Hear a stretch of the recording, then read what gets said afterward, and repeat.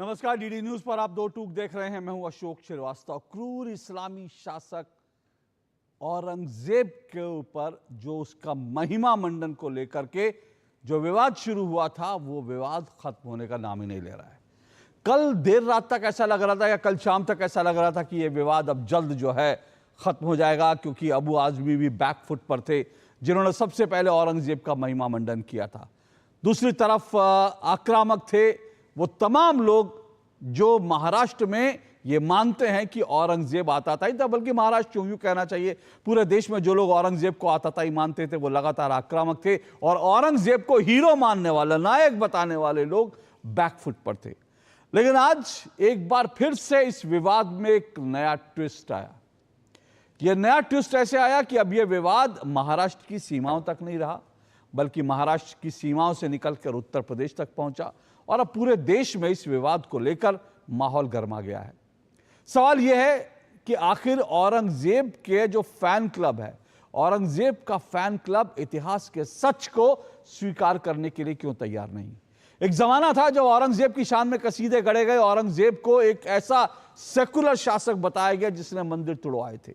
लेकिन अब जबकि इतिहास के एक एक पन्ने खुल रहे हैं, तब यह जब साफ हो रहा है कि औरंगजेब दरअसल एक ऐसा इस्लामी क्रूर शासक था जिसने हिंदुओं की हत्याएं की।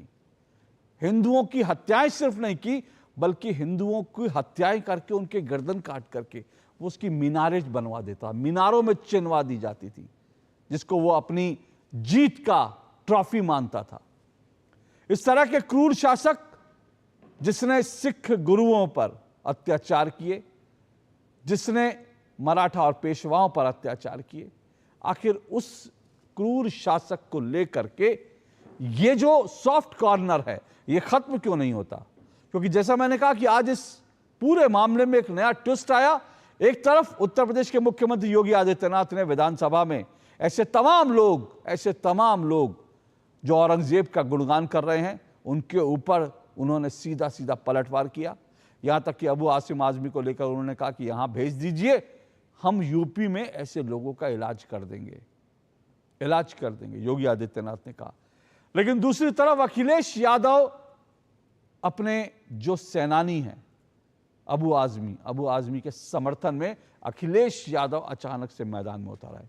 आपको अच्छी तरह से याद होगा, कल जब मैंने समाजवादी पार्टी के प्रवक्ता से दो टूक में पूछा था कि क्या अबू आजमी का बयान जो है वो पार्टी की ऑफिशियल लाइन है, कल समाजवादी पार्टी के प्रवक्ता ने कहा था नहीं, ये ऑफिशियल लाइन नहीं है।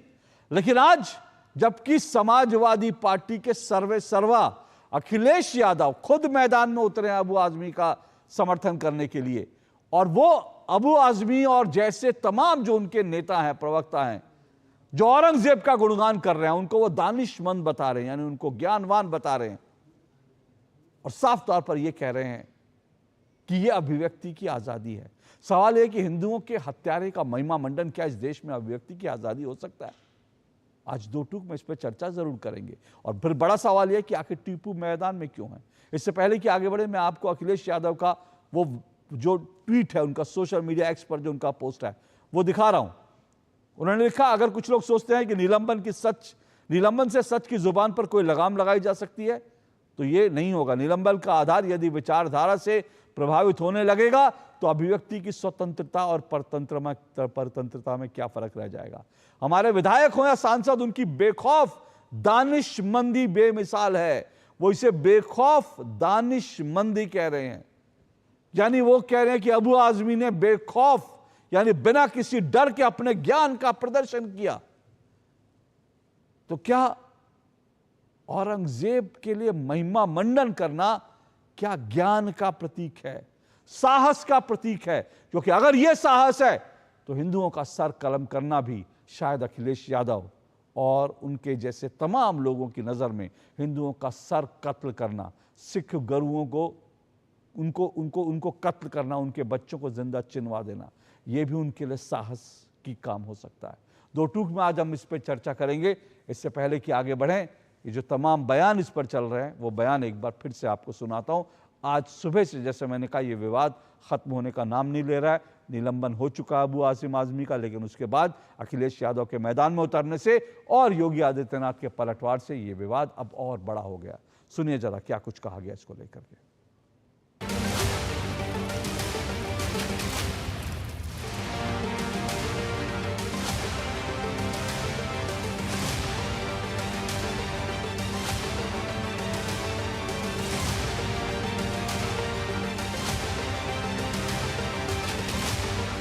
जो व्यक्ति छत्रपति शिवाजी महाराज की परंपरा पर गौरव की अनुभूति करने की बजाय लज्जा महसूस कर रहा हो और औरंगजेब को अपना नायक मान रहा हो, क्या उसको भारत के अंदर रहने का अधिकार होना चाहिए क्या? और समाजवादी पार्टी को इसका जवाब देना चाहिए। एक तरफ आप कुंभ को कोसते रहे और दूसरी तरफ औरंगजेब जैसे दुष्ट और क्रूर धर्मांध मंदिरों को तोड़ने वाले व्यक्ति को, भारत की आस्था को निर्ममता के साथ रौंदने का कार्य करने वाले व्यक्ति को महिमा मंडन करते हो। आखिर कौन सी नस ऐसी आपकी दबी हुई है कि आप लोग अपने उस व्यक्ति पर, उस विधायक पर नियंत्रण नहीं कर पा रहे हैं? समाजवादी पार्टी को इसका खंडन करना चाहिए और समाजवादी पार्टी को इसको बाहर निकाल देना चाहिए और उसको एक बार यूपी भेज दीजिए, बाकी उपचार हम अपने आप करवा लेंगे। असेंबली में हंगामा भी चल रहा है, इन वजह से असेंबली में गया नहीं मैं। और आज मुझे खबर मिली कि मुझे इस पूरे सेशन के लिए इन्होंने निलंबित कर दिया है और मेरे पे केस भी फाइल कर दिया। मैं समझता हूँ कि ये मनमानी इस तरह से निलंबित करना ठीक नहीं। ये महाराष्ट्र के जनता की भावना को अध्यक्ष महोदय जी ने मानकर उनका निलंबन कर दिया है। छत्रपति शिवाजी महाराज जी का अपमान जो भी करेगा, छत्रपति संभाजी महाराज का अपमान जो करेगा, उसको महाराष्ट्र नहीं छोड़ेगा, उसको महाराष्ट्र माफ नहीं करेगा। तो आज जो कार्रवाई हुई उसका समर्थन हमने किया ही है। एक तरफ छत्रपति का सम्मान होना चाहिए, भूमिका बीजेपी और उनकी सरकार कर रही है। एक तरफ जो लोगों ने छत्रपति शिवाजी महाराज का अवमान किया है, अपमानित किया है, उनको सपोर्ट करने का काम कर रही है।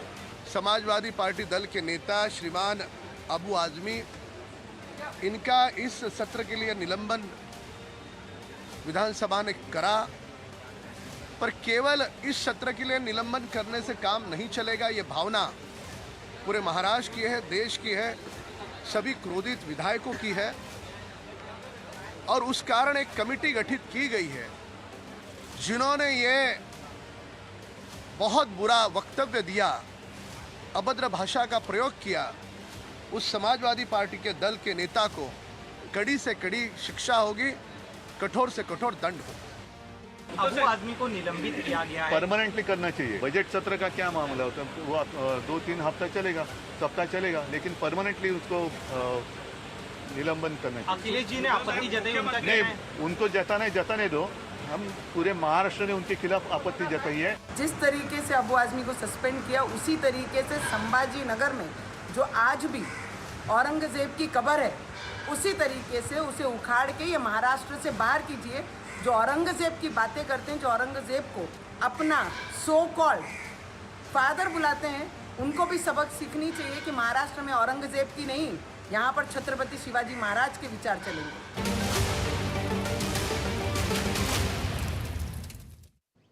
तो औरंगजेब पर तलवारें तनी हुई हैं हर तरफ से और इसी को लेकर आज की चर्चा करेंगे। लेकिन जैसा मैंने कहा, आज का शीर्षक तो यही है कि औरंगजेब की शान में, टीपू सेना मैदान में और टीपू अब खुद मैदान में। टीपू यानी अखिलेश यादव। अब वो औरंगजेब का सम्मान करने वाले, औरंगजेब का गुणगान करने वाले के सम्मान में, उसके लिए खुद अब अखिलेश यादव मैदान में उतरे हैं। चलिए आज की चर्चा शुरू करते हैं। 4 मेहमान मेरे साथ जुड़ चुके हैं, चारों मेहमानों का स्वागत है। मेरे साथ आरपी सिंह जी जुड़ चुके हैं, बीजेपी के राष्ट्रीय प्रवक्ता हैं आरपी सिंह जी। मेरे साथ एडवोकेट निखिल जैन जी जुड़ चुके हैं। छत्रपति संभाजी महाराज पर आपत्तिजनक बयान देने वाले किसी की आवाज आ रही है? किसी की आवाज आ रही है कि किसके यहाँ टीवी चल रहा है?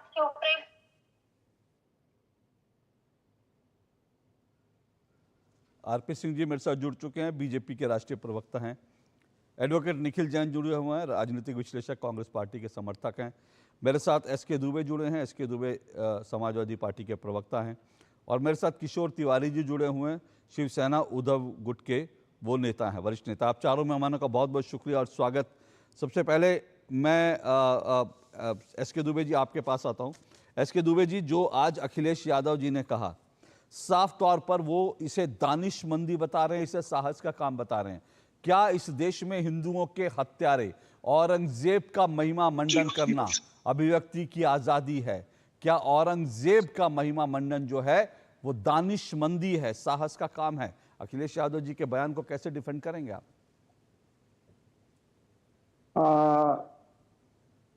श्रीवास्तव जी, आप हमें कोई ऐसा स्टेटमेंट बता दीजिए अब्बू आजमी जी का जिसमें उन्होंने ये कहा हो कि वो औरंगजेब मेरा आदर्श, ऐसा कोई स्टेटमेंट है?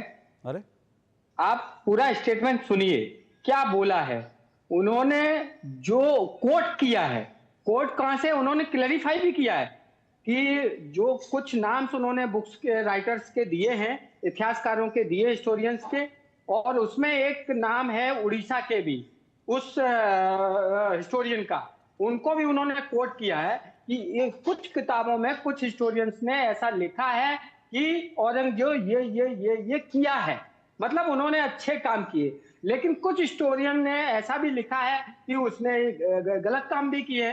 मैं मानता हूं, इसमें कहीं कोई दो राव नहीं कि वो एक आक्रांता था, मुगल आक्रांता जो था, निश्चित तौर पर इसमें इतिहास आप नहीं बदल सकते हैं।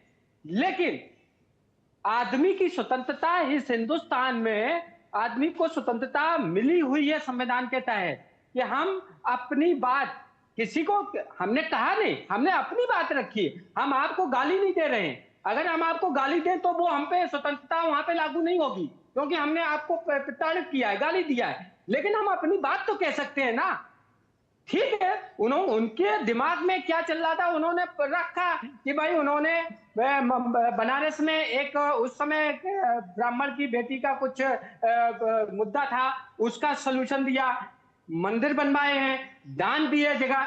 लेकिन मैं फिर भी इस बात को कहता हूं कि इन सारे कामों के बाद भी उसकी जो सनातन के विरुद्ध एक खत्म करने की चाल थी, उसको माफ नहीं किया जा सकता। उन्होंने जो अत्याचार किए वो खत्म नहीं किए जा सकते। दुबे जी, आप समाजवादी पार्टी के प्रवक्ता हैं, आपको क्या लगता है? आपने कैसे बुलाया? मैं तो आपसे पूछ रहा हूं, मैं आपसे पूछ रहा हूं। आपने हमें कैसे बुलाया? नहीं सर, मैं तो आपसे पूछ रहा हूं, मैं कंफर्म कर रहा हूं। नहीं तो मैं आपसे पूछ रहा हूं कि आपने हमें कैसे बुलाया? नहीं, क्योंकि मैं इसलिए पूछ रहा, क्योंकि मुझे हैरानी है कि समाजवादी पार्टी का एक पहला व्यक्ति, आप पहले व्यक्ति हैं जो औरंगजेब को क्रूर बता रहे हैं, क्रूर शासक कह रहे हैं कि हाँ ठीक है ना, मैं इसलिए पूछ रहा हूं ना, मैं तो इसीलिए आपसे पूछ रहा हूं। तो फिर ये मुझे बता दीजिए कि आप अखिलेश यादव जो हैं वो दानिशमंदी क्यों बता रहे हैं औरंगजेब को क्रूर बताने वाले को, और औरंगजेब को महान बताने वाले को? वो दानिशमंदी है क्या? हमें आप एक भी स्टेटमेंट ऐसा बता दीजिए, सुनिए ना, कोई भी बाइट ऐसी बता दीजिए जिसमें यह कहा गया हो कि औरंगजेब महान था। मतलब अगर मैं 2 दिन से नहीं, महान मतलब क्या होता है? महान मतलब क्या होता है? महान मतलब क्या होता है? मुझे अगर समाजवादी पार्टी के 2 दिन से डिबेट चल रही है और आपको यही नहीं पता कि अब्बू आजमी ने क्या कहा, 2 दिन से डिबेट चल रही है। हमारे पास हम वीडियो दिखा देंगे। अब दिखाइए वीडियो,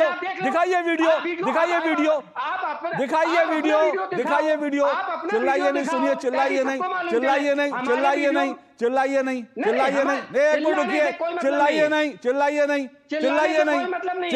रुकिए एक मिनट, चिल्लाइए नहीं। किशोर तिवारी जी, आप लोग ऐसी हंगामा काटे हुए हो तो कह रहे हैं उन्होंने कहा ही नहीं कुछ भी, आप लोग ऐसे हंगामा काट रहे हैं।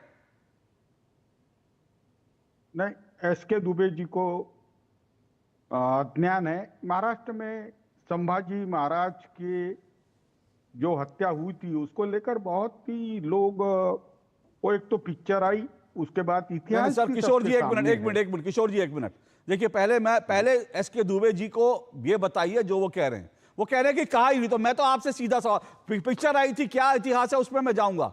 वो आप लोग हंगामा काहे काट रहे हैं जब अब्बू आजमी ने ऐसा कहा ही नहीं? आप लोगों ने तो सबने निलंबित करवा दिया, अब्बू आजमी ने तो ऐसा कुछ कहा ही नहीं।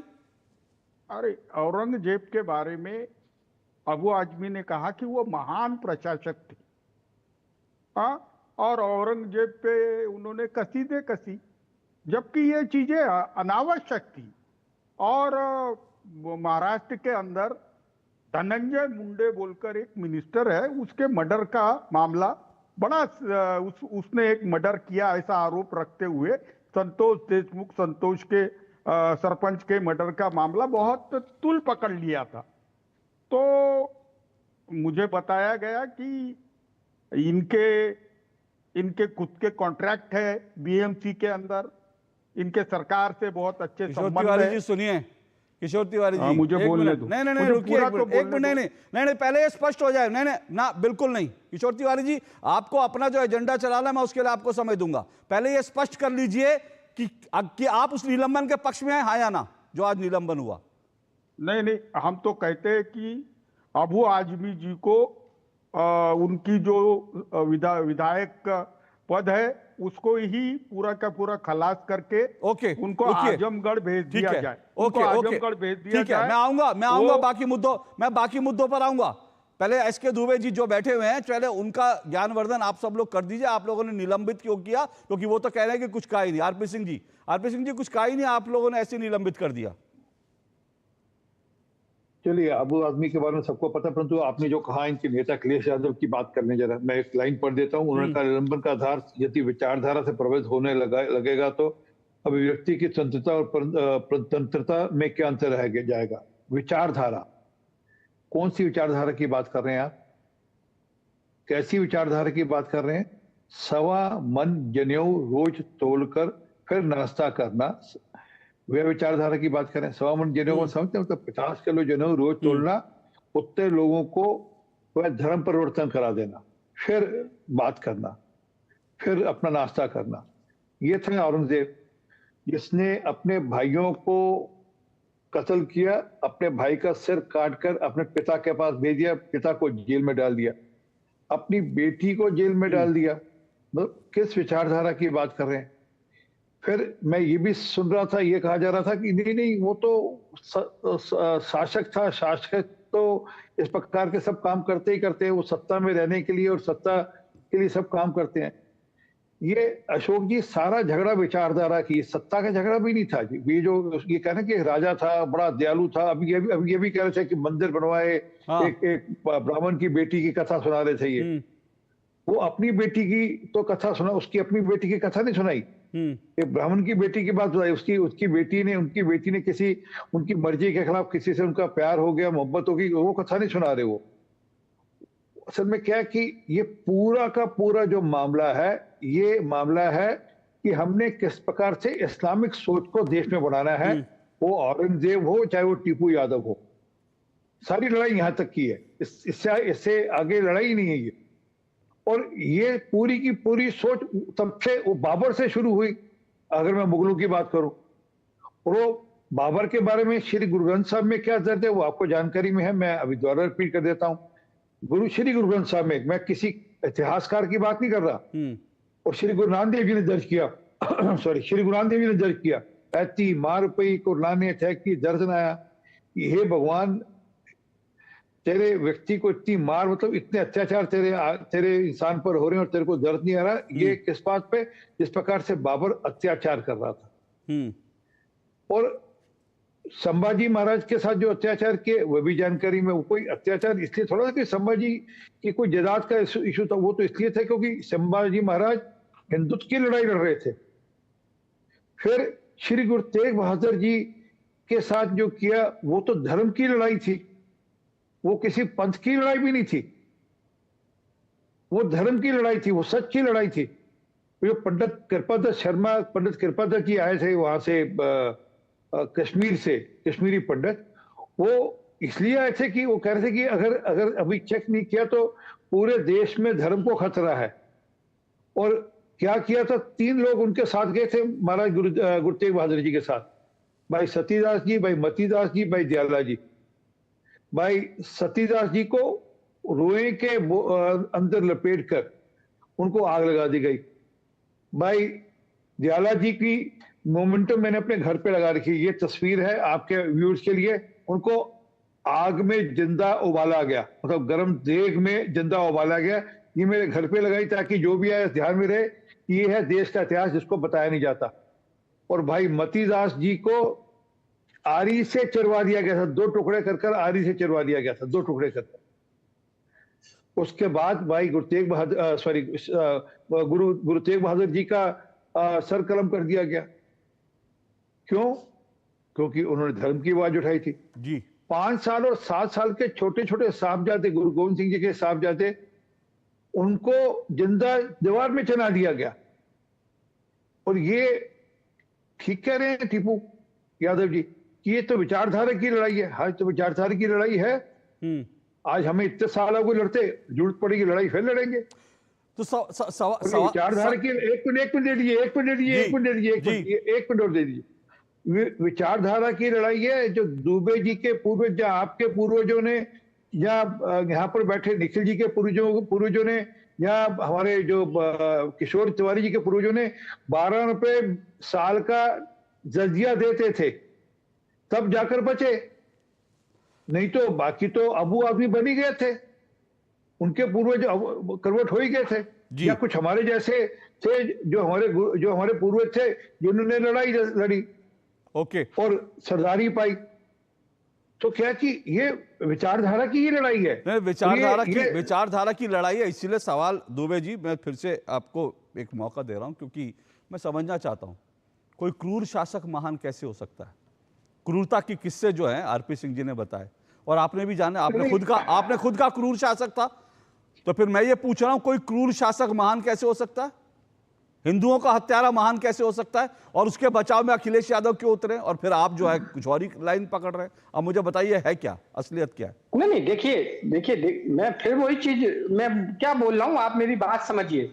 अगर किसी ने 100 काम अच्छे किए और 100 और 50 काम बुरे किए तो उन 50 कामों को भी हम निगलेक्ट नहीं करेंगे। बहुत बढ़िया, बहुत अच्छा, बहुत अच्छा। एक मिनट सर, एक मिनट, देखिए सुनिए, किसी ने 100, एक मिनट दुबे जी, एक मिनट थोड़ा लॉजिकल, एक मिनट आरपी सिंह जी, एक मिनट थोड़ा लॉजिकल हो जाइए। मैं फिर से आपसे, पिताजी ने रजिया लिया तब ये छूटे हैं सर। मैं सुनिए ना उनके दावों, आरपी सिंह जी उनके दावों की बाद में, उनके जो इतिहास के दावे हैं उस पर हम उसकी हम हवा निकालेंगे क्योंकि वो एक मिनट सिर्फ एक मिनट, लेकिन मुझे एक मिनट क्लैरिफाई करने दीजिए।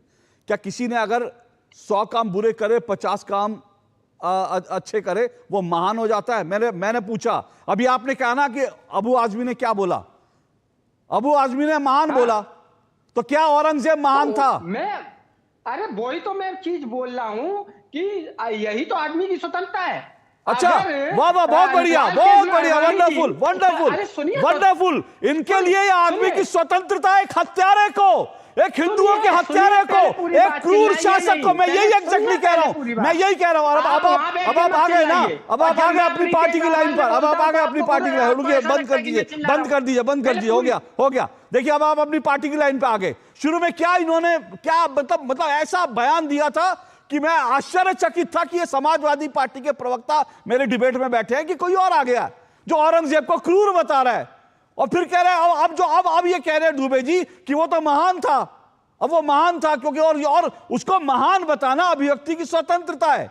एक क्रूर शासक को, हिंदुओं के हत्यारों को महान बताना है अभिव्यक्ति की स्वतंत्रता। और देश में सुनिए, आप लोग ना हैरान मत होइए, दुबे जी रुक जाइए, चिल्ला चिल्ली मत कीजिए, हो गया। आप अपने आप को एक्सपोज कर रहे हैं। आप किस पार्टी में, पहले आप डिसाइड कर लीजिए कौन सी पार्टी के सदस्य हैं। आप 2 नावों में सवारी करना चाहते हैं, पहले डिसाइड कर लीजिए। औरंगजेब क्रूर था, कभी महान था, कभी ये था, कभी वो था, पहले डिसाइड कर लीजिए कौन सी पार्टी में। निखिल जैन, मुझे नहीं पता, मैं आपसे पहला सवाल यही कर रहा हूं। मैं आज आपसे पहला सवाल यही कर रहा हूं, इस समाजवादी पार्टी के प्रवक्ता कहना क्या चाहते हैं, समझ में आया आपको? मुझे तो नहीं समझ में आया। और क्या औरंगजेब को महान बताना अभिव्यक्ति की आजादी है? देखिए, अभिव्यक्ति की आजादी में गलत होना, सही होना दोनों इंक्लूडेड आता है। मुझे नहीं लगता औरंगजेब कोई महान शासक था, लेकिन अगर कोई कह रहा है कि वो महान शासक था, अपनी गलतफहमियों में रह के कह रहा है, तो ये उसकी अभिव्यक्ति की आजादी जरूर है। और उस चीज के लिए जनता के द्वारा निर्वाचित विधायक को निलंबन करना गलत है। अगेन मैं बार बार क्लियर कर दूं, मेरा मानना नहीं है कि औरंगजेब कोई महान शासक था। अब क्योंकि आज हम इतिहास की बड़ी बात कर रहे हैं तो थोड़ा सा इतिहास, और सबने आरपी सिंह जी ने इतिहास का बहुत अच्छा एक ज्ञान दिया देश के दर्शकों को, मैं भी थोड़ा सा इतिहास के बारे में एक बात करना चाहूंगा। कि हल्दी घाटी का एक युद्ध हमने बचपन में पढ़ा था, जहां पर बहुत वीरता से महाराणा प्रताप ने मुगल एम्पायर के खिलाफ, मुगल शासक उस समय के जो थे अकबर के खिलाफ, अपने राज्य को बचाने के लिए लड़ाई लड़ी। हल्दी घाटी के युद्ध में एक बहुत महान राजा हुए जो अकबर के सेनापति के रूप में वहां पर गए थे। अकबर तो एक्चुअली कभी हल्दी घाटी गए ही नहीं थे, उनके जो ये राजा थे वो गए। उन राजा का नाम था राजा मान सिंह। उन्हीं की आज एक वंशज जो है वो आज एक देश की एक उप मुख्यमंत्री है। उसके बाद 1857 का एक युद्ध हुआ अंग्रेजों के खिलाफ, जिसे पहला इंडिपेंडेंस का, फर्स्ट वॉर ऑफ इंडिपेंडेंस कहा जाता है, आजादी की पहली लड़ाई कहा जाती है। उसमें रानी झांसी बहुत वीरता के साथ, तात्या तोपे के साथ और कई लोगों के साथ मिलके अंग्रेजों के खिलाफ उन्होंने विद्रोह करा। तात्या तोपे उन्हीं छत्रपति शिवाजी महाराज के वंशजों के सेनापति थे। इन्होंने जब युद्ध करने की कोशिश करी तो एक साम्राज्य था, वो भी बहुत एक अच्छे राजा थे, लेकिन उस समय उन्होंने अपने देश के लोगों का साथ देने की जगह अंग्रेजों का साथ दिया, अंग्रेजों को अपने ट्रूप्स प्रोवाइड करवाए और अंग्रेजों के साथ खड़े रहे। आज उस राज परिवार के जो वंशज हैं वो भारत सरकार में एक मंत्री हैं। लेकिन जब हम छत्रपति शिवाजी महाराज की बात करते हैं, जो मराठा एम्पायर के छत्रपति हुए और उसके बाद में उनके वंशजों के पास कोल्हापुर की रियासत रही। कोल्हापुर की रियासत और उससे पहले मराठा एम्पायर के जितने भी राजा रहे वो हमेशा सर्वधर्म संभव को लेकर चले। उन्होंने कभी नहीं कहा कि हिंदू बड़ा मुसलमान छोटा, मुसलमान बड़ा हिंदू छोटा। हिंदू, सिख, मुस्लिम, ईसाई, बौद्ध, जैन सब साथ हैं, सबको धर्मनिरपेक्ष तरीके से मिलजुल के रहना चाहिए। और इसीलिए कोल्हापुर के महाराज जो हैं, छत्रपति महाराज जो हैं, वो आज कांग्रेस पार्टी के टिकट पे 2024 में चुनाव लड़े और वहां की जनता ने उन्हें जिताया भी।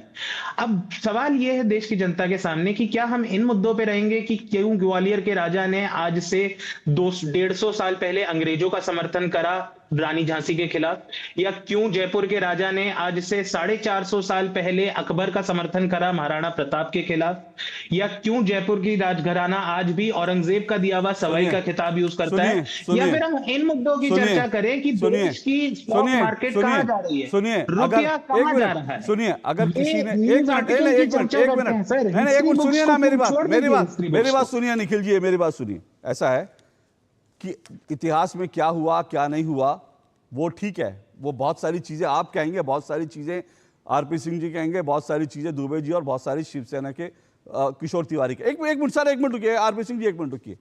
मैं ये सीधा आज के सवाल से भागना है, ये जो आप लोग जो इधर उधर जा रहे हो ना, और सवाल आज का क्या है, और आपका निखिल जैन आपका इधर उधर जाना स्वाभाविक है, क्योंकि औरंगजेब का महिमा मंडन, सुनिए ना मेरी बात सुनिए ना, औरंगजेब का महिमा मंडन इतिहास की किताबों में किसने करवाया औरंगजेब का? उस क्रूर शासक का जिसने 46 लाख हिंदुओं की हत्याएं की। वो क्रूर शासक जो हिंदुओं को दिवाली नहीं मनाने देता था, हिंदुओं को होली नहीं मनाने देता था, हिंदुओं पर टैक्स लगाता था, संभाजी महाराज की खाल खिंचवा दी थी, उनकी जबान खींच ली थी, संभाजी महाराज की आंखें फोड़ दी थी।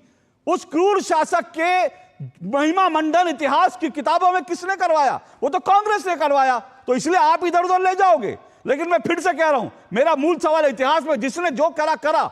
अगर आज कोई कहता है कि औरंगजेब महान था, तो आज उसकी बुद्धि पर, उसकी अक्ल पर, उसकी नीयत पर, उसकी विचारधारा पर सवाल होने चाहिए, नहीं होने चाहिए? मेरा मूल सवाल यह है। और इस सवाल को उठाते हुए मैं कह रहा हूं कि अगर ये कांग्रेस, अगर समाजवादी पार्टी के नेता कहते हैं कि औरंगजेब महान था और अखिलेश यादव उसके समर्थन में उतरते हैं, कहते हैं यह अभिव्यक्ति की आजादी है, तो फिर तो भैया अभिव्यक्ति की आजादी अगर इसको मानते हैं तो फिर इसका मतलब आप लोग ये भी मानते हैं कि इस देश में जगह जगह जो सर तन से जुदा के नारे लगते हैं, आपके लिए वो भी अभिव्यक्ति की आजादी है। क्योंकि एक हत्यारे का महिमा मंडन अभिव्यक्ति की आजादी नहीं हो सकता। क्या आप जेएनयू में नारे लगाए थे आपने, अफजल हम शर्मिंदा है, तेरे कातिल जिंदा है? क्या वो अभिव्यक्ति की आजादी है? भारत तेरे टुकड़े होंगे इंशाअल्लाह इंशाअल्लाह, क्या यह अभिव्यक्ति की आजादी है? आप लोगों ने अभिव्यक्ति की आजादी के नाम पर हत्यारों का महिमा मंडन, आतंकवादियों का महिमा मंडन करना शुरू कर दिया है। उसको आप अभिव्यक्ति की आजादी कहते हैं? अरे उस हत्यारे का इतिहास पढ़कर आइए पहले, उसके बाद कहिए अभिव्यक्ति की आजादी है। एक छोटे से ब्रेक के बाद आ रहा हूं मैं।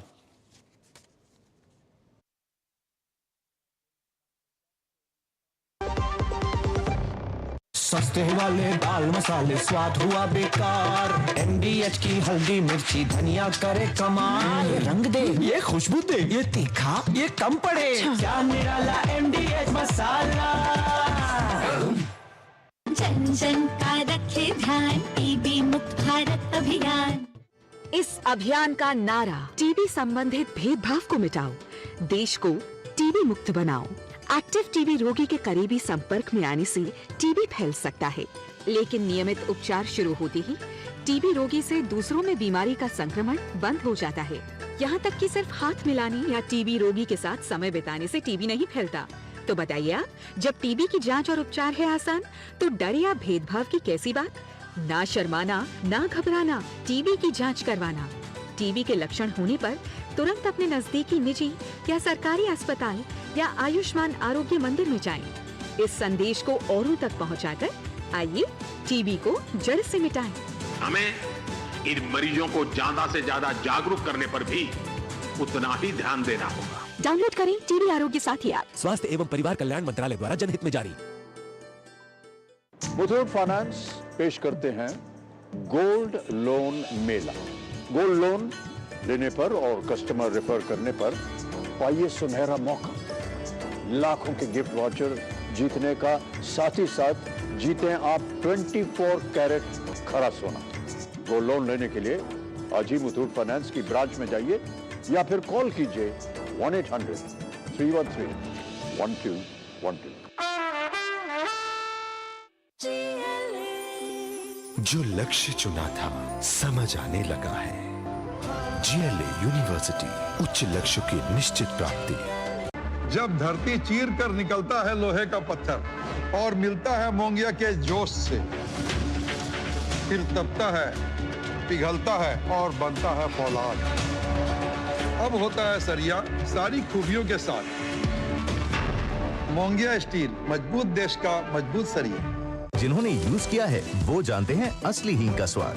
MDH सुपर हींग, शुद्धता का असली तड़का। MDH।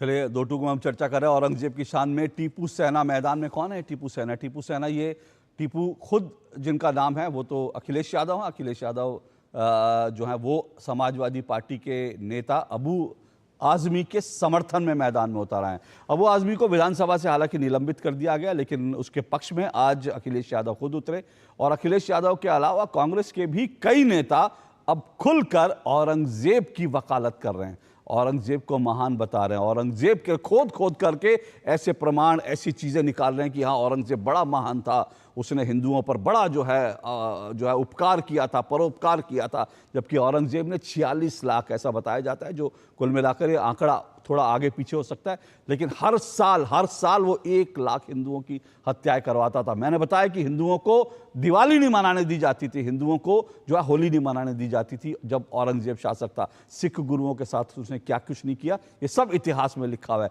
लेकिन उसके बावजूद अगर आज औरंगजेब को लोग महान बता रहे हैं, और औरंगजेब को महान बताना अगर अभिव्यक्ति की आज़ादी है, तो फिर देश में बचा क्या? कल को आप आतंकवादियों का जो भारत विरोधी नारे लगाने को भी आप अभिव्यक्ति की आज़ादी ये बताएंगे। इन्हीं पर चर्चा कर रहे हैं 4 मेहमान। आरपी सिंह जी मेरे साथ जुड़े हैं, बीजेपी से एडवोकेट निखिल जैन जुड़े हुए हैं, कांग्रेस पार्टी के समर्थक है, राजनीतिक विश्लेषक SK दुबे जुड़े हैं, समाजवादी पार्टी के प्रवक्ता हैं, और किशोर तिवारी मेरे साथ जुड़े हुए हैं, शिवसेना उद्धव ठाकरे के। उद्धव ठाकरे जी, किशोर तिवारी जी, आपसे जानना चाहता हूँ मैं कि ये अभिव्यक्ति की आज़ादी है, क्योंकि अभिव्यक्ति की आज़ादी को लेकर के अब वो सीधा दुबे जी ने कहा भाई अभिव्यक्ति की आज़ादी है, निखिल जैन भी कह रहे हैं कि भाई अभिव्यक्ति की आज़ादी अगर उन्होंने महान बता दिया तो क्या दिक्कत है?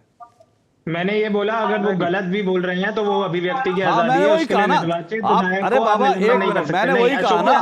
अरे एक मिनट, नहीं निखिल जैन, एक मिनट निखिल जैन, मेरा सवाल एक मिनट, नहीं निखिल जैन, मेरा सवाल क्या था? निखिल जैन, मेरा सवाल क्या था कि उद्धव, मेरा सवाल क्या था कि औरंगजेब को महान बताना अभिव्यक्ति की आज़ादी है। आपने कहा अगर गलत भी बोल रहे तो अभिव्यक्ति की आज़ादी है। वही मैं पूछ रहा हूं, औरंगजेब को महान बताना अगर गलत है तब भी अभिव्यक्ति की आजादी है। ठीक है, अब ठीक है, औरंगजेब को महान बताना अगर गलत है तब भी अभिव्यक्ति की आजादी है, निखिल जैन की निगाहों में और जो है SK दुबे की नजर में। बताइए तिवारी जी। अगर आपने लगा दिया, आपने इसका जवाब नहीं दिया कि जयपुर की मैं आऊंगा आपके बात पर। रुकिए एक मिनट, इधर उधर मत ले जाइए मुझे निखिल जैन, मैं आपके गेम बहुत अच्छी तरह से समझता हूं, इधर उधर मत ले जाइए मुझे। जयपुर के इधर चले जाओ, उधर चले जाओ। आज औरंगजेब पे बात चल रही है तो औरंगजेब पर, जयपुर को लेकर उनके अगर शासक कोई है तो उसको किसी के लिए कोई आज चर्चा नहीं कर रहा, कोई आज उसको नहीं कह रहा कि उन्होंने बड़ी महानता का काम किया, लेकिन हिंदुओं के हत्यारे को आज महान बताया जा रहा है। अगर खुल के नहीं बोल सकते तो अपने आप पर शर्म कीजिए। बोलिए तिवारी जी। नहीं, 80 करोड़ सनातनियों का भारत है और शिवाजी महाराज और संभाजी महाराज हमारे आराध्य है। महाराष्ट्र में बहुत भावनाएं तीव्र है और ऐसी तीव्र भावनाएं रहते हुए निखिल जैन हो या दुबे जी हो कि 1 मिनट मुझे बोलने दो। निखिल जैन, एक तो आप गलत लाइन लेके बैठे हो। अबू आजमी जी खुद माफी मांग रहे हैं, उनको रियलाइज हुआ है कि उन्होंने गलत काम किया है। नहीं करी। अरे पहले सर आपको डिसाइड करने की जरूरत है आप कौन सी पार्टी में हैं और आप कौन सी पार्टी का वक्तव्य रखते हैं। थोड़े दिन पहले आपने कहा था कि निखिल जैन एक मिनट, मेरा बहस का विषय ये नहीं है किशोर तिवारी किस पार्टी का, मेरे बहस का विषय ये भी नहीं है कि जयपुर के राजा ने क्या किया। सुनिए ना, मेरा विषय वो भी नहीं है। मैंने सीधा पूछा अबू आजमी का बयान जो है, उस बयान को लेकर के क्या वो बयान अभिव्यक्ति की आजादी है। मेरा आज का विषय वो है। विषयांतर मत कीजिए अबू आजमी का बचाव में। बोलिए किशोर तिवारी जी। देखिए मुझे किसी की सर्टिफिकेट की जरूरत नहीं है। मैं कह रहा हूं अभिव्यक्ति के आजादी के नाम पर अगर महाराष्ट्र के आराध्य संभाजी के हत्या करने वाले का भी महिमा मंडन होता है और 80 करोड़ जनता का भी अपमान किया जाता है तो इस अभिव्यक्ति के आजादी के खिलाफ है। और मैं अभी बता रहा हूं पूरा विधानसभा, पूरा विधायकी आज अबू आजमी के खिलाफ थी, जिसमें कांग्रेस पक्ष भी था और सारी पार्टियां थी। और उन्होंने सबने ये बोला कि अबू आजमी को अपने विधायकी से ही हटा देना चाहिए। अब उनपे एक कमेटी भी अपॉइंट की है और कमेटी उनको जेल में भी भेजेगी। लेकिन महाराष्ट्र की जनता बहुत आहत है और मुझे लगता है अखिलेश यादव ने अपनी पार्टी के ऐसे नेताओं पे नियंत्रण करना चाहिए। और महाराष्ट्र के अंदर अबू आजमी का बर्ताव चुनाव से लेके उसके बाद में भी ये विपक्ष के एकता के खिलाफ था।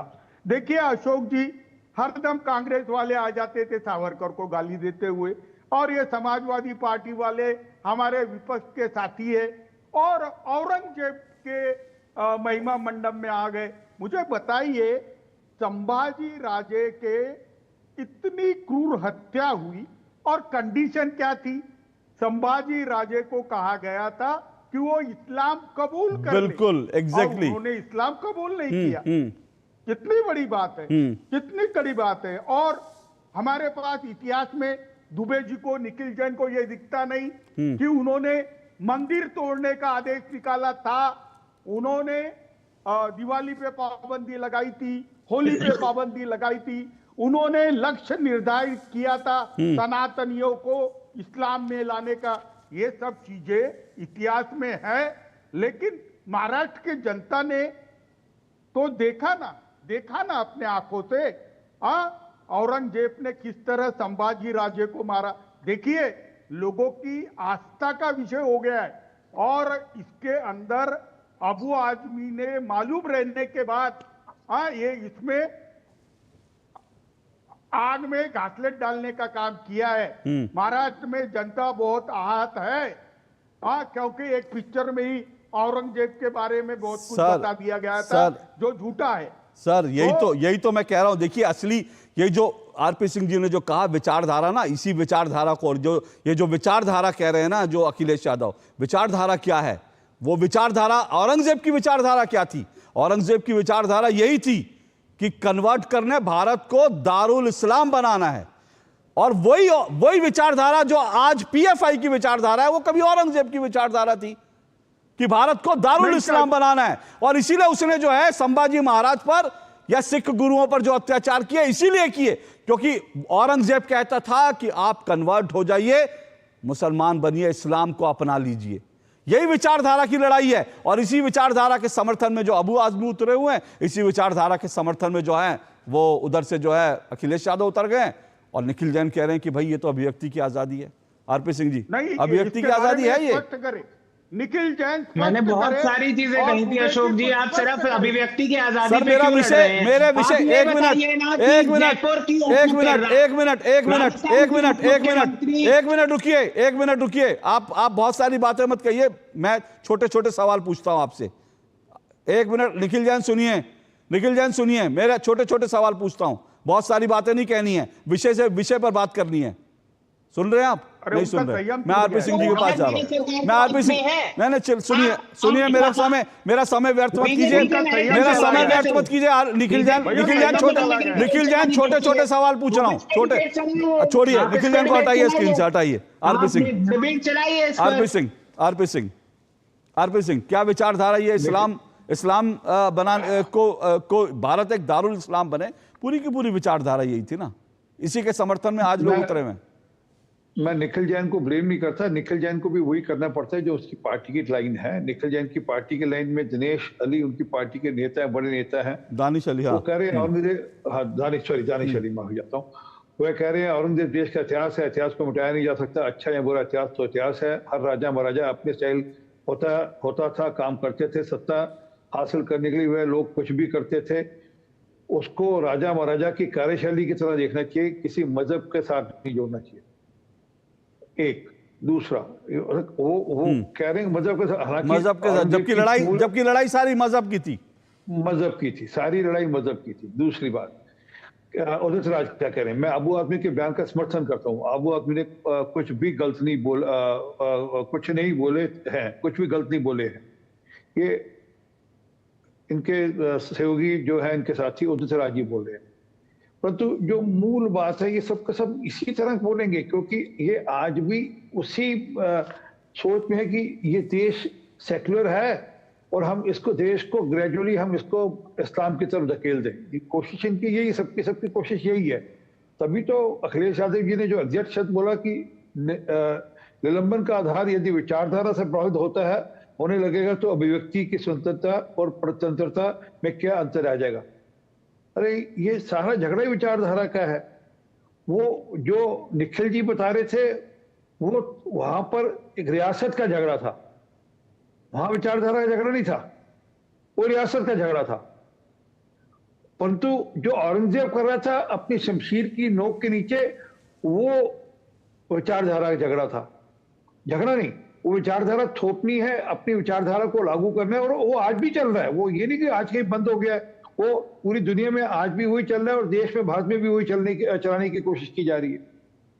तभी तो झारखंड के अंदर जिस प्रकार से फैसले लिए जाते हैं कि 2 बजे के 2 से 4 आपको छुट्टी मिलेगी, फिर आपकी जब तक ये रमजान चलेगा जब तक आपको 1 घंटा ऑफ मिल जाएगा, वो उसी सोच से प्रेरित है कि हमने किसी ढंग से भी इन लोगों को परोस कर देना है। आप करिए, हम नहीं कहते मत करिए, परंतु फिर अगर आप अपने को सेकुलर नेशन कहते हैं तो फिर नवरात्रि में भी करिए ना जी, परंतु तब तो नहीं होगा।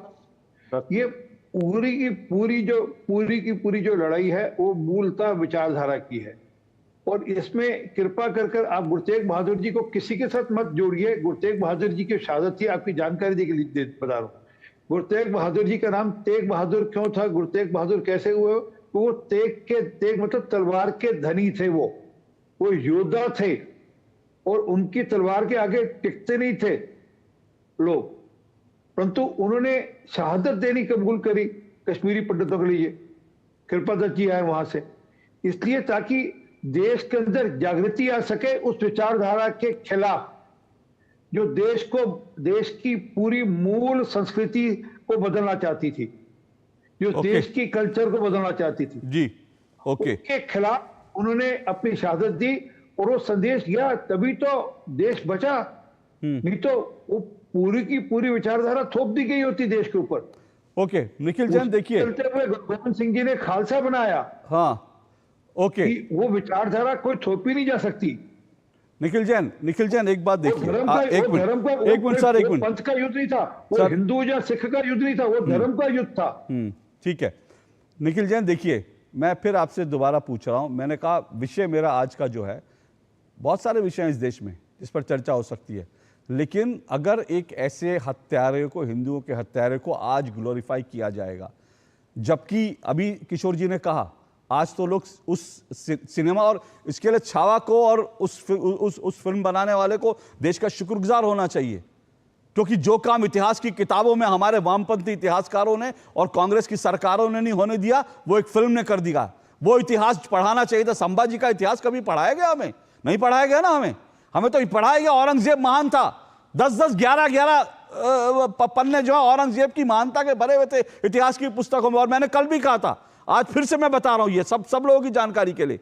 एनसीईआरटी की किताबों में, अभी दीप दुबे जी कह रहे थे ना, एनसीईआरटी की किताबों में लिखा था, क्या लिखा था कि औरंगजेब ने मंदिर बनवाए। लेकिन जब एक आरटीआई लगा के एनसीईआरटी से पूछा गया कि इसका सोर्स क्या है कि औरंगजेब ने मंदिर बनवाए, तब एनसीईआरटी ने कहा कि हमारे पास इसका कोई सोर्स नहीं है।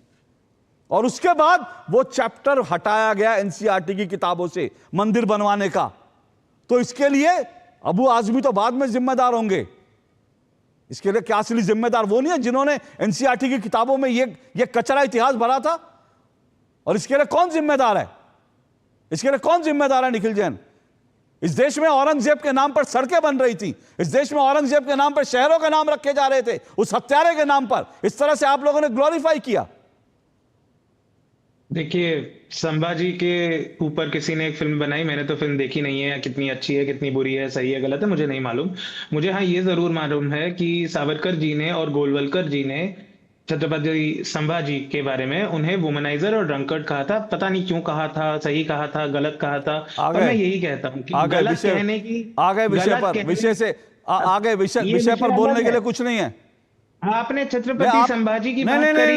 नहीं, आज मुझे नहीं पता वीर सावरकर ने, एक मिनट, वीर सावरकर ने क्या कहा था मुझे नहीं पता, एक मिनट। लेकिन क्या आज किसी ने कहा वीर सावरकर ने सही कहा?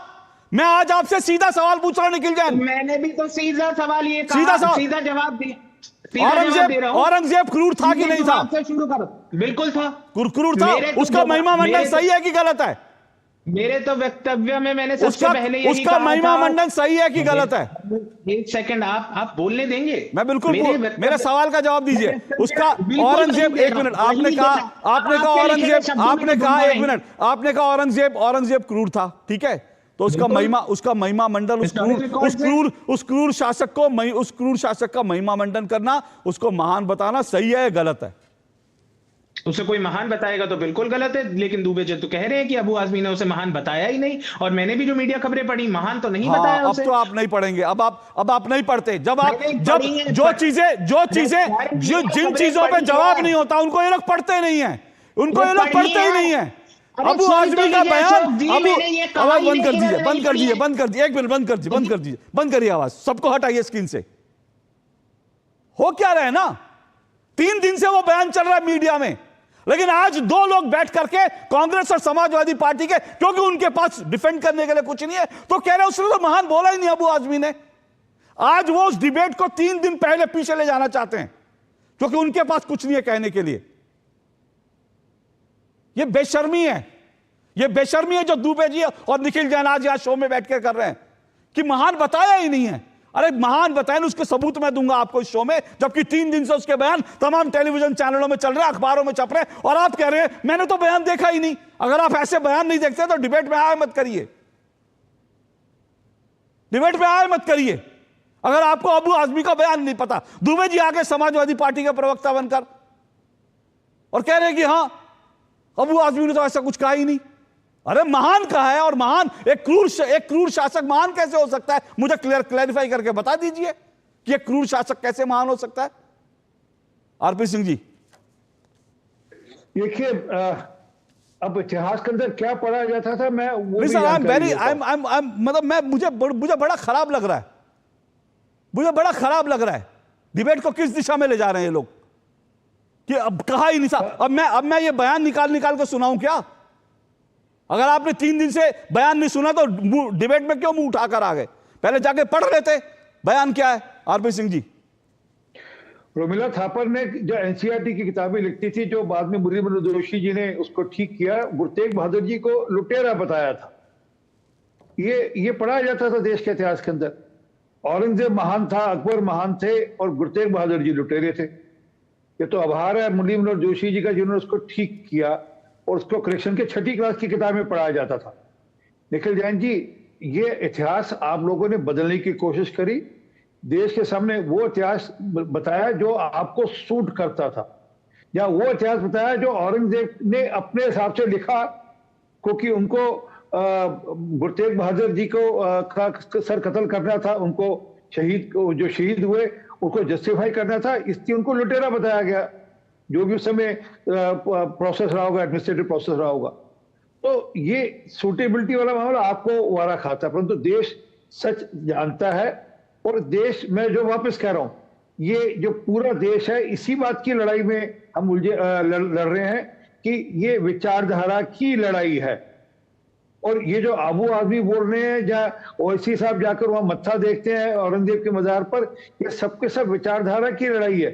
ये जो दिल्ली के अंदर औरंगजेब के नाम पर सड़कें रखी गई थी, वो विचारधारा की ही लड़ाई है। जो बाबर के नाम पर सड़कें रखी गई, बाबर को ग्लोरीफाई किया गया, वो विचारधारा की लड़ाई है।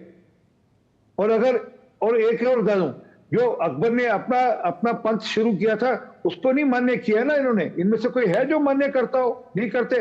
टीपू कभी इन्होंने टीपू यादव, अखिलेश यादव ने कभी अकबर का जो दीन लाई था उसको मान्यता दी? नहीं मानते ना उसको जी, क्योंकि नहीं वारा खाता। ये उनके नैरेटिव में, जो विचारधारा का नैरेटिव उसमें फिट नहीं होता। तो सारी जो अशोक जी, मैं वापस रिक्वेस्ट कर रहा हूं, ये लोग इसी प्रकार से ये करते रहेंगे, क्योंकि जब जब मौका मिलेगा तब तक ये औरंगजेब को महान बताएंगे, औरंगजेब को लेकर गीत गाएंगे, उसके गुणगान में कसीदे कसेंगे यहाँ पर, और खूब कहेंगे कि औरंगजेब ने मंदिर बनाए, औरंगजेब ने मंदिरों के लिए पैसा दिया। सब झूठ परोसेंगे, क्योंकि इनको विचारधारा थोपनी है। इस देश में जो है ना, झूठ बोल कर ही इतने साल तक, इतिहास में भी झूठ बोल के, झूठ पढ़ा के इस देश को इतने साल से चलाया जा रहा था। इसीलिए औरंगजेब महान था। दुबे जी, अगर बयान आपने पढ़ लिया तो ठीक है, नहीं तो मैं दिखाऊं क्या हर जगह। और भारतीय जनता पार्टी की सरकार कितने साल से? सुनिए ना दुबे जी, चिल्लाइए कितने साल से? मैं आपसे पूछ रहा हूं। दुबे जी चिल्लाइए नहीं, भारतीय जनता पार्टी दुबे जी चिल्लाइए नहीं, दुबे जी चिल्लाइए नहीं, आपसे पूछ रहा हूं। औरंगजेब महान था। एक ने आपने बयान पढ़ लिया, निखिल जान आप भी जरा गूगल कर लीजिए क्या कहा था। आपके सामने लैपटॉप होगा, बिना लैपटॉप लिए आप बैठते नहीं ना। तो औरंगजेब को महान बताया था, आपको मालूम होना चाहिए, लेकिन फिर भी आप कहते हैं उन्होंने बयान क्या दिया, महान कब बताया, हमें तो पता ही नहीं, हमने पढ़ा ही नहीं। तो पहले पढ़ लीजिए दुबे जी, आप भी पढ़ लीजिए, महान बताया था कि नहीं बताया था। बोलिए दुबे जी, लाइए दुबे जी को स्क्रीन पर। लाइव चलाया ये जो लाइव था ना, वो मैंने दिखाया ना, मैं उन्होंने क्या बोला है। मैं फिर भी उसके बाद भी ये कहता हूं, ये उनकी पसंद है, ये मेरी पसंद नहीं है। ये अखिलेश की पसंद है सर, आपकी पसंद पर चर्चा नहीं हो रही, अखिलेश की पसंद पर चर्चा हो रही है। राष्ट्रीय अध्यक्ष जी की पसंद कब आई? जब उन्होंने माफी मांग ली, उसके बाद स्टेटमेंट आया।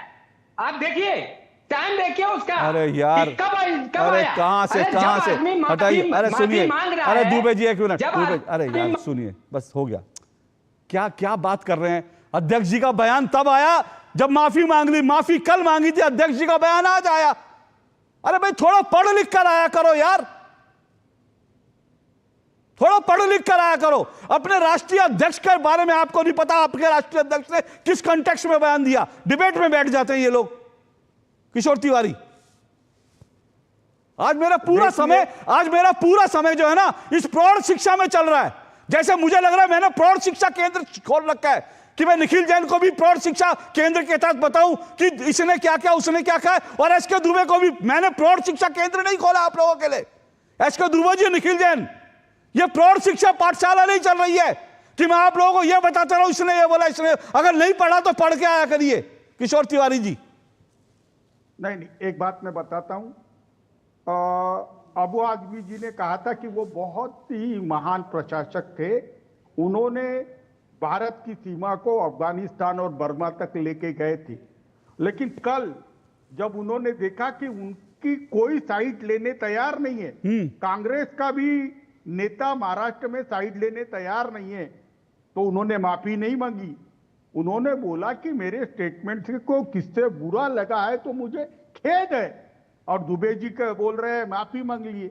मैं बता रहा हूं, अबू आजमी तरीके लोग जो शिवाजी महाराज और संभाजी महाराज का अपमान करने वाले या उनकी निर्गुण हत्या करने वाले को महिला मंडित करते हैं, तो उनको महाराष्ट्र में रहने का अधिकार नहीं है। ओके। महाराष्ट्र में आएंगे, हमारी नमक खाएंगे और हमको ही गाली देंगे।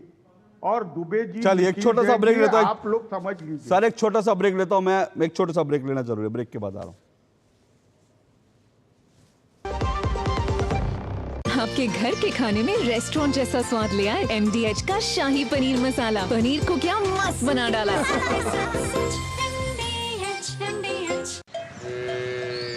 वाह, गाय तुम्हारी माता है ना? तो पशुहार के नाम पर जहर क्यों खिलाता है? अनसंड हटा, दिल से खिला, सिर्फ कपिला, देश का नंबर 1 पशु आहार। ओह लवली, वेल डन। अब होगा बड़ा स्टूडियो, नया कैमरा, नई लाइट्स,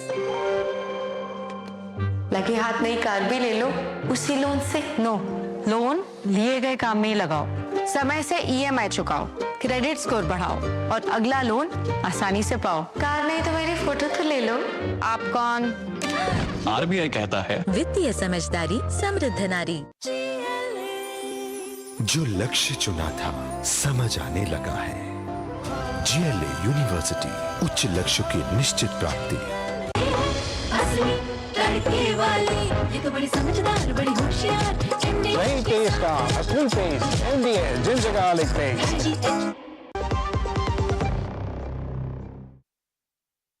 चलो दो टुक आप देख रहे हैं, जल्दी से 30 सेकंड में निखिल जैन बोलिए। अशोक जी, मैं कब से बोलने की कोशिश कर रहा हूं कि मैंने जो मीडिया रिपोर्ट्स पढ़ी हैं उनके हिसाब से अबू आजमी ने कभी भी औरंगजेब को महान नहीं बताया। दूसरा, मैं पहले से क्लियर आपको कर दूं कि आप महान कौन सा मीडिया रिपोर्ट पढ़ते हैं सर? सर कौन सा मीडिया? आपने सुनिए, आपने अपने एक मिनट आपने अपने घर में कोई अलग प्रिंटिंग प्रेस लगा रखी है कि जो आपको रात को आपके मन में आता है वो छाप करके आपको दे देते हैं। दुनिया भर में बयान चल रहा है, अबू आजमी ने कहा महान शासक बताया, और ये कह रहे मैंने इसीलिए कहा कि भैया आज मुझे लग रहा है कि मैं प्रौढ़ शिक्षा केंद्र में बैठ गया हूं और मुझे SK दुबे जी को, निखिल जैन जी को पढ़ा के बताना पड़ रहा है। हद ही है यार, हद है। छोटा सा एक ब्रेक ले रहा हूं, एक ब्रेक और ले रहा हूं छोटा सा। उफ। सस्ते वाले दाल मसाले स्वाद हुआ बेकार। MDH की हल्दी मिर्ची धनिया करे कमाल। ये रंग दे, ये खुशबू दे, ये तीखा, ये कम पड़े। क्या निराला MDH मसाला। मैंने खुद की भेजा आपको। मेरी पसंद, मेरी पसंद, मेरी पसंद, मेरी पसंद, हमारी पसंद, हम सबकी पसंद। मजबूत देश का मजबूत सरिया, मोंगिया स्टील। एक ऐसा तबका जो रिटायरमेंट के बारे में आज भी बिल्कुल नहीं सोचता, वो है औरतें। औरतें कमा के भी वल्नरेबल हैं। सो NPS एक इक्वालिटी ला रहा है, हम सब एक बराबर प्लेटफॉर्म पे हैं। अपने बेहतर कल को सुनिश्चित करने के लिए NPS जरूरी है। जो लक्ष्य चुना था समझ आने लगा है। GLA यूनिवर्सिटी, उच्च लक्ष्य की निश्चित प्राप्ति। आपके घर के खाने में रेस्टोरेंट जैसा स्वाद ले आए MDH का शाही पनीर मसाला। पनीर को क्या मस्त बना डाला।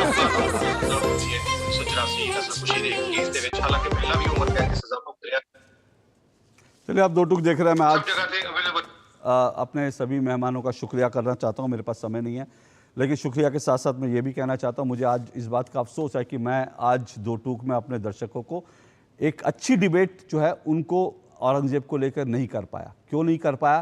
क्योंकि मेरे साथ दो प्रवक्ता लोग, एक निखिल जैन और एक समाजवादी पार्टी के SK दुबे, वो दरअसल उनको मालूम ही नहीं था कि डिबेट हम किस विषय पर, हमने बताया था, लेकिन वो ये लगातार कह रहे थे कि अबू आजमी का बयान क्या है। उनको 3 दिन पहले के अबू आजमी के बयान को लेकर उनको क्लैरिटी नहीं थी।